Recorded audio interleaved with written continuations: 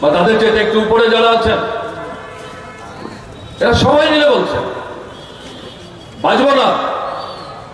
এই সরকার যদি আরেকবার আসতে পারে দেশ ধ্বংস হয়ে যাবে। একে পরাস্ত করতে হবে। বিজেপিকে সবচাইতে গুরুত্বপূর্ণ এবং তাৎপর্যমণ্ডিত ঘটনা হচ্ছে গত এক সপ্তাহ কালের মধ্যে ভোট যতই এগিয়ে আসছে আপনাদের সাথে আমিও লক্ষ্য করছি ভারতবর্ষের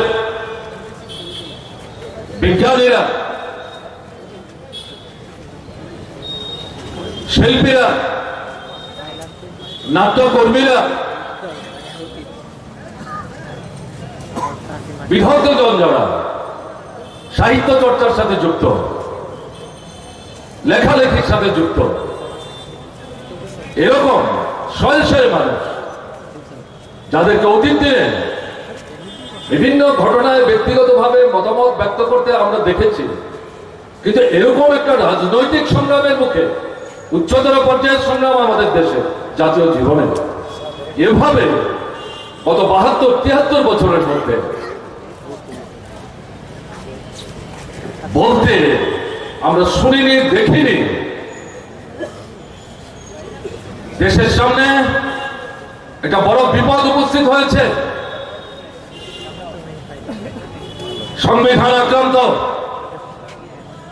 গণতন্ত্র আক্রান্ত, ধর্ম নিরপেক্ষতার যে মৌলিক বৈশিষ্ট্যগুলো, আমাদের সাংস্কৃতিক পরম্পরাগত যে ঐতিহ্য যা দেশকে এক এবং সংহত রাখতে সাহায্য করছে, আক্রান্ত। অসহিষ্ণুতা মাথা চারা দিয়ে উঠেছে। শাসক দল তাদের সেনারা যা বলবে তার বিরুদ্ধে স্বাধীন মতামত ব্যক্ত করার সুযোগ দিয়ে না বলবার কারোর কোনো অধিকার থাকবে না, বিরুদ্ধ মতামত ব্যক্ত করার কোনো অধিকার থাকবে না। বলার চেষ্টা করলে তাদেরকে দেখে দেওয়া হচ্ছে তারা দেশদ্রোহী, রাষ্ট্রদ্রোহী, এবং শুধু তারা হুমকি দিয়ে বলা হচ্ছে তারা ভারতবর্ষে থাকতে পারবে না। তারা করাচিতে গেলেই তো পারে, নিজের পক্ষে আফগানিস্তানে গেলেই পারে, ভারতবর্ষে তাদের থাকবার কোনো সুযোগ নাই, অধিকার নাই। এরকম পরিস্থিতিতে দাঁড়িয়ে এই অংশের মানুষও বলতে শুরু করেছেন এই সরকারকে পরাস্ত করতে হবে। দেশের মানুষের কাছে আবেদন করছেন আপনারা একটা বিকল্প ধর্ম নিরপেক্ষ এমন সরকার তৈরি করতে সাহায্য করুন যারা ভারতবর্ষের সংবিধানকে রক্ষা করবে, সংবিধানের যে মূল বিষয়বস্তুগুলো, মৌলিক যে বিষয়গুলো, সেগুলিকে রক্ষা করার চেষ্টা করবে। এরকম পরিস্থিতি আজকে ভারতবর্ষে তৈরি হয়েছে, সৃষ্টি হয়েছে। ত্রিপুরার মানুষ সংগ্রামের ঐতিহ্যে ভরপুর। তারা দেশের কোণে কোণে থেকে যা আওয়াজ উঠেছে সেখানে নিশ্চুপ বসে থাকতে পারবে না। তাদেরকে ভূমিকা নিতে হবে এবং ভোটের অধিকার প্রয়োগ করে তাদের পছন্দের প্রার্থী, বামফ্রন্টে মার্ক্সবাদী কমিউনিস্ট পার্টির প্রার্থী, পশ্চিম আসনে কংগ্রেস শঙ্কর প্রসাদ দত্ত, পূর্ব আসনে কংগ্রেস জিতেন চৌধুরী, তাদেরকে জয়যুক্ত করে পাঠাতে হবে লোকসভা।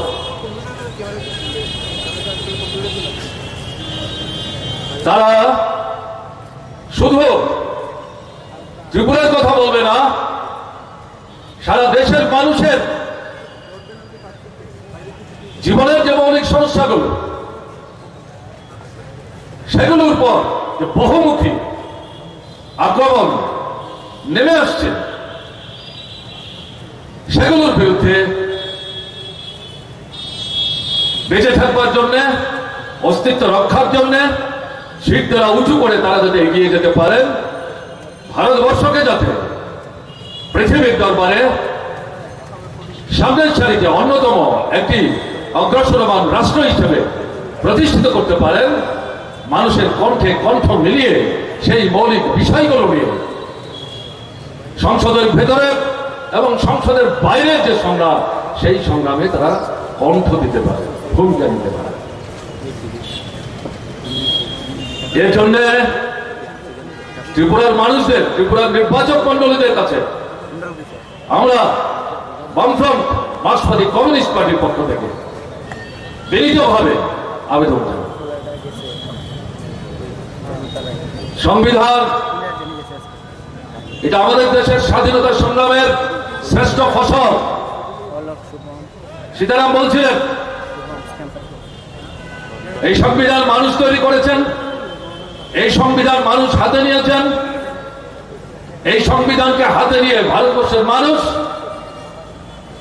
ভারতবর্ষকে ঐক্যবদ্ধ রাখবার চেষ্টা করছেন, সংহত রাখবার চেষ্টা করছেন, মানুষকে মানুষের সম্মান দিয়ে বেঁচে করতে যাতে থাকতে পারেন, তার নিরিখে দেশ পরিচালনার ক্ষেত্রে গুরুত্বপূর্ণ ভূমিকা নেওয়ার চেষ্টা করছেন। এবং এখানে উৎস হচ্ছে আমাদের দেশের সংবিধান। সংবিধানের যে মূল বিষয়গুলো, গণতন্ত্র আক্রান্ত হচ্ছে, শুনেছেন আপনারা, আমি যাচ্ছি না। ধর্মনিরপেক্ষতা, তার যে মৌলিক বিষয়গুলো, গণতন্ত্র থেকে আলাদা করে ধর্মনিরপেক্ষতা বিচার করার সুযোগ নেই। ধর্ম নিরপেক্ষতার যে ভাবনা, চিন্তা, চেতনা, তার থেকে গণতন্ত্রকে আলাদা করে দেখবার কোনো সুযোগ নেই। ধর্ম নিরপেক্ষতার মূল কথা কি?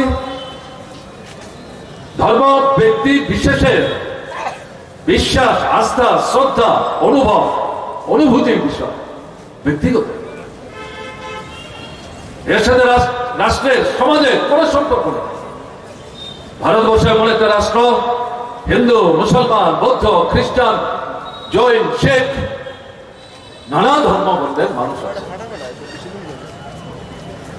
এই রাষ্ট্রে দেশ ভাগ করে দিয়ে যাওয়ার পর বিশ্ববৃক্ষ রোপণ করে ব্রিটিশ সাম্রাজ্যবাদ, কৌশলী চাল, নূতন যে ভারত, বিভক্ত যে ভারত, একে যাতে আর কেউ টুকরো খণ্ড বিখণ্ড করতে না পারে, তার জন্য সংবিধানের মধ্যে অন্যতম মৌলিক বিষয় হিসাবে, ভাবনা হিসেবে, চিন্তা হিসেবে এই ধর্ম নিরপেক্ষতার বিষয়বস্তুকে অন্তর্ভুক্ত করা হয়েছে। মূল ভাবনা কি? রাষ্ট্রের কোন ধর্ম থাকবে না, বলপূর্বক জোর করে কাউকে ধর্মান্তরিত করা বেআইনি। ধর্মের নামে দ্বন্দ্ব তৈরি করা যাবে না, ধর্মের সুশ্রুতি দিয়ে ভোটে যাচনা করা যাবে না। যদি কেউ দিতে চায় এই ধর্মের সুশ্রুতি দিয়ে, মামলা হলে বিচারে যদি প্রমাণ হয় জয়ী প্রার্থী, তার যে জয়, এটাকে বাতিল করে দেওয়া হবে। এরকম ঘটনা আছে লোকসভার ক্ষেত্রে, বিধানসভার ক্ষেত্রে। সবচেয়ে বড় কথা, আমাদের ঘরের যে শিশুরা, সন্তানরা, যারা ভাবি ভারতবর্ষের নাগরিক হবে, মা, মাসি, বাবা, কাকা, জ্যাঠার মধ্যে ফারাক বুঝে না। মানুষ হওয়ার জন্য যে প্রয়াস নিয়ে তারা স্কুলে যায়, ও আ ক খ, এবিসিডি, 1 2 3 4, 1 2 3 4 শেখবার চেষ্টা করে, তাদের বইয়ে, পুস্তকে এই ধর্মের পোকাটা ঢোকানো যাবে না। এরা পড়বে, লিখবে, পাস করবে, বড় হবে, লায়ক হবে। এরা যদি মনে করে ধর্মাচরণ করবে, তাদের পছন্দ মতো ধর্ম তারা বাছাই করবে। এরা যদি মনে করে যে না, আমি কোন ধর্মের আসক্তিতে ভুগবো না, আমি নাস্তিক থাকবো। ভগৎ সিং, তারও এক সময় ধর্মের প্রতি অনুরাগ ছিল, তিনি লিখে গেছেন ছোট্ট ছোটি বই, কেন আমি নাস্তিক। এটা অপরাধ না। রাষ্ট্র সবার, দেশ সবার, এক জাতি, এক প্রাণ, একতা, এটা বেঁধে মিলে আঘাত হানছে। আপনারা শুনছেন। সুপ্রিম কোর্ট আক্রান্ত, ভেতর থেকে বাইরে থেকে। ইলেকশন কমিশন আক্রান্ত, ভেতর থেকে বাইরে থেকে। রিজার্ভ ব্যাংক অফ ইন্ডিয়া আক্রান্ত, ভেতর থেকে বাইরে থেকে। CBI, central bureau of investigation আক্রান্ত, ভেতর থেকে বাইরে থেকে, মধ্যরাত থেকে। কু হয়ে যাচ্ছে, ডাইরেক্টর বদল হয়ে যাচ্ছে, কারণ চোর ধরা পড়ে যাচ্ছে, তদন্ত যাতে হাতে নিতে না পারে।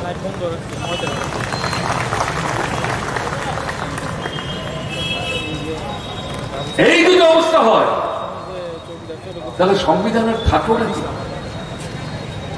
সংসদীয় গণতান্ত্রিক ব্যবস্থায় আইনসভা, লোকসভা, রাজ্যসভা, রাজ্যে রাজ্যে বিধানসভা,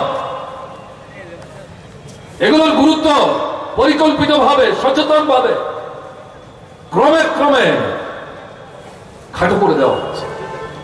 পার্লামেন্ট যখন বসে, সীতারাম বলছিলেন সংসদীয় গণতান্ত্রিক ব্যবস্থায় পার্লামেন্ট যখন তৈরি হলো, এ যাবৎকালের মধ্যে গত 5 বছরে সবচেয়ে কম দিন পার্লামেন্টের বৈঠক হয়েছে। এবং তার মধ্যে আরো যেটা গুরুত্বপূর্ণ ঘটনা, পার্লামেন্টের অধিবেশন যখন চলে, সংসদের নেতা, দেশের প্রধানমন্ত্রী, তিনি বিদেশে পাড়ি জমান। দেশের মানুষের কাছে কৈফিয়ত দেওয়ার জায়গা পার্লামেন্ট, সংসদ, প্রধানমন্ত্রী উপস্থিত থাকবেন। মানুষের সুখ, দুঃখ, বেদনা, যন্ত্রণা, যাতনা, এই কথাগুলো সংখ্যার বিরোধীরা যাই হোক না কেন তারা তুলবেন। শাসক দল তার নেতা হিসেবে প্রধানমন্ত্রী উপস্থিত থেকে উত্থাপিত বিষয় যেগুলো সঠিক গ্রহণ করবেন, যেগুলো বেঠিক স্পষ্টীকরণ দেবেন। মানুষের জীবনের সমস্যা যেগুলো উত্থাপিত হবে তার সমাধান শোনার জন্য সরকার কি ভাবছে সেই সম্পর্কে পথ নির্দেশ দেবেন। প্রধানমন্ত্রী যদি পার্লামেন্ট চলার সময় বিদেশে ভ্রমণ করেন, বিদেশে পাড়ি জমান, কে তার দায়িত্ব নেবে? এটাই হচ্ছে পার্লামেন্টের মধ্যে বিরোধীরা যাতে জনগণের এই সমস্যাগুলো তুলতে না পারে, শাসক দলের যারা সাংসদরা সঙ্গে মন্ত্রীরা পর্যন্ত যুক্ত হয়ে বিরোধীদের কণ্ঠ স্তব্ধ করে দেওয়ার জন্য পার্লামেন্ট লন্ডভন্ড করে দিচ্ছে। আমাদের রাজ্যের অভিজ্ঞতা কি? গত 12-13 মাসে 4টা অধিবেশন হয়েছে। সর্বশেষ অধিবেশনে বিরোধী দলের বিধায়িকা মন্ত্রী ছিলেন এক সময় আমাদের সরকারের বিজিতা না। বেসরকারি প্রস্তাব, 2টো প্রস্তাব ছিল সেদিন আমাদের। একটা ছিল 200 দিনের কাজ রেগাতে 340 টাকা মজুরি, এটা আপনারই প্রতিশ্রুতি দিয়েছিলেন। কমরেড ভানুলাল সাহাই প্রস্তাব এনেছিলেন, লটারি করে তিনি পেয়েছিলেন। প্রথম যে প্রস্তাব সেটাও লটারিতে পেয়েছেন বিজিতা নাথ। সেই প্রস্তাবটার বিষয়বস্তু কি ছিল? আপনাদেরই প্রতিশ্রুতি ভোটের আগে শূন্য পদ পূরণ করবেন।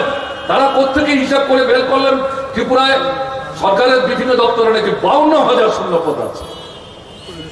এই বিধানসভায় যখন আমাদের বিধায়করা প্রশ্ন করছেন, ভানুলাল সাহা, কারণ তিনি অর্থমন্ত্রী ছিলেন, অর্থ দপ্তরে এই হিসাব সবচেয়ে ভালো রাখে, জানে, তাই তিনিই প্রশ্ন করেছিলেন সচেতন ভাবে, ত্রিপুরায় সরকারের কত পদ শূন্য, হিসাব মিলাতে পারছেন কোথায়? 52।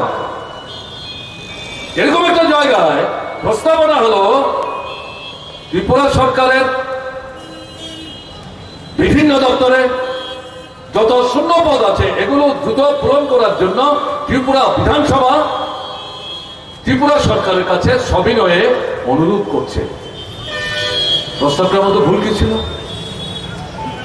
প্রস্তাবের মধ্যে তো ভুল কিছু নেই। তাহলে এই প্রস্তাবের উপর যখন আমাদের বিধায়িকা কথা বলতে উঠলেন, তাকে কথা বলতে দাও,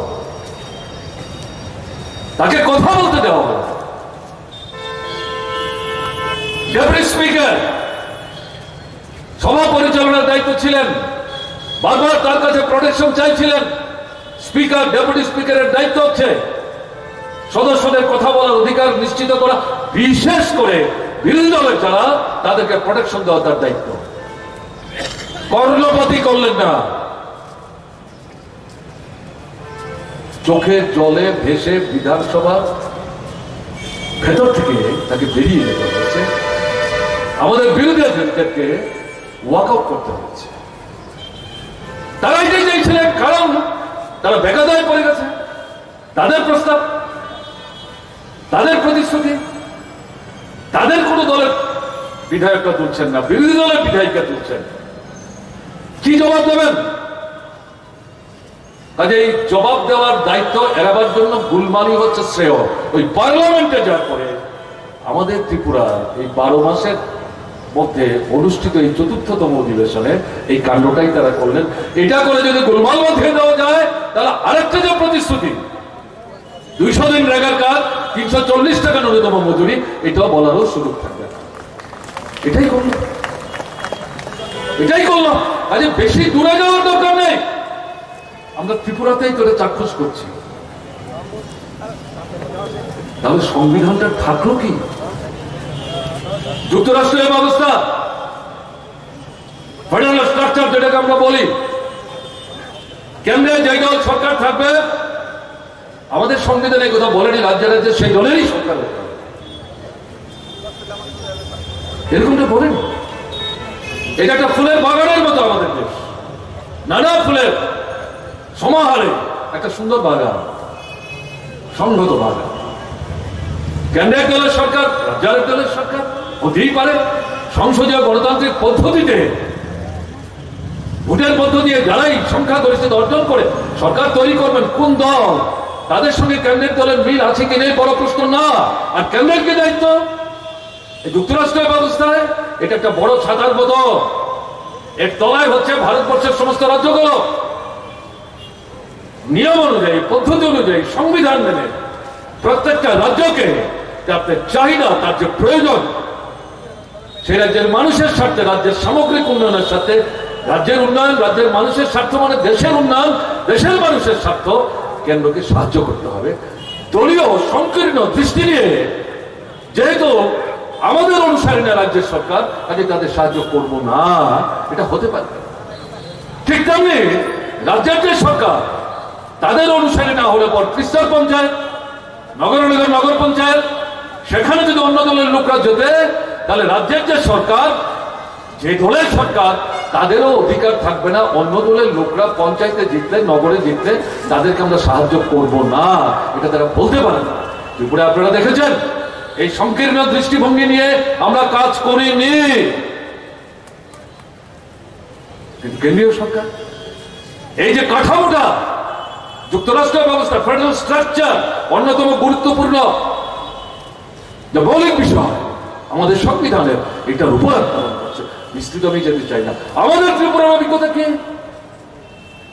13 মাস আগে বিধানসভার নির্বাচন হয়েছে, তার আগের 3টা বছর কেন্দ্রের সরকার বিজেপির নেতৃত্বে আরএসএস এর পরিচালনায় নিয়ন্ত্রিত। ত্রিপুরার বামফ্রন্ট সরকারকে চারিদিক থেকে ঘেরাও করে ধরার চেষ্টা করেছে। প্রতি সপ্তাহে কেন্দ্রের মন্ত্রী এসছে, আপত্তি কিছু নাই।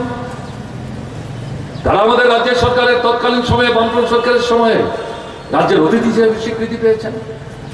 নানা দপ্তরের মন্ত্রী, আমাদের রাজ্যের সংশ্লিষ্ট দপ্তরের মন্ত্রী এবং অফিসারদের সাথে মিটিং করেছেন সচিবালয়ে। তথ্য, কাগজপত্র সমস্ত তাদের লোকরা নিয়ে আসছেন, আমাদের লোকরা নিয়ে যেতেন সেই সময়ে। ওখানে কিছু বলার সুযোগ নাই। ওখানে সাংবাদিক বন্ধুরা যারা এখানে ছবি চাপা তুলছেন, সব দেবেন কিনা এটা তাদের ব্যাপার, মালিকরা ঠিক করবেন, প্রশ্নটা তা না।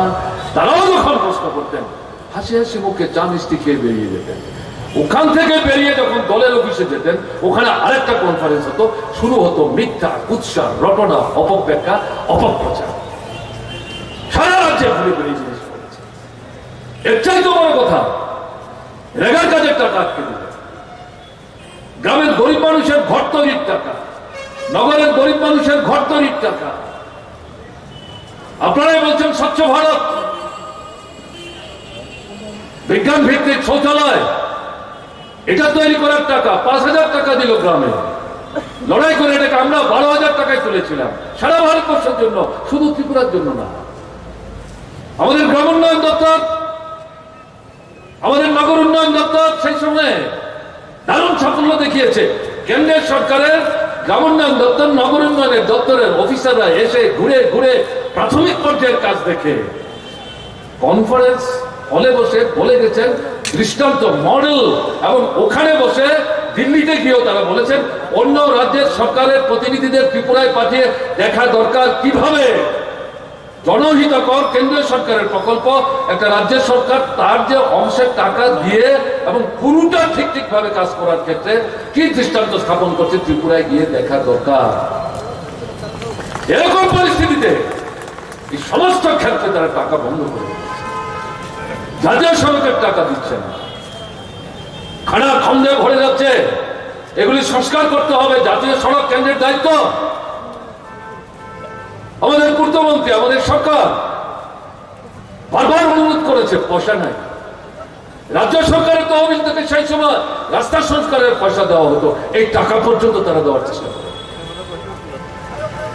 কি এই দৃষ্টিভঙ্গি মানে হচ্ছে যুক্তরাষ্ট্রের ব্যবস্থার বিরুদ্ধে আঘাত, আক্রমণ। এই সবটা মিলানোর পর সংবিধানের বিরুদ্ধে আক্রমণ। সংবিধানটাই যদি আক্রান্ত হয় তাহলে কিসের উপর ভিত্তি করে আমরা এগিয়ে যাব? এরকম একটা জায়গায় দাঁড়িয়ে আজকে প্রশ্ন হচ্ছে সংবিধান রক্ষা, গণতন্ত্র রক্ষা। আমাদের দেশের সংবিধান স্বয়ং শাসনের অধিকার দিয়ে যে কতগুলি প্রতিষ্ঠান সৃষ্টি করেছে, যেগুলির কথা আগে বক্তারা বলেছেন, আমি উল্লেখ করলাম।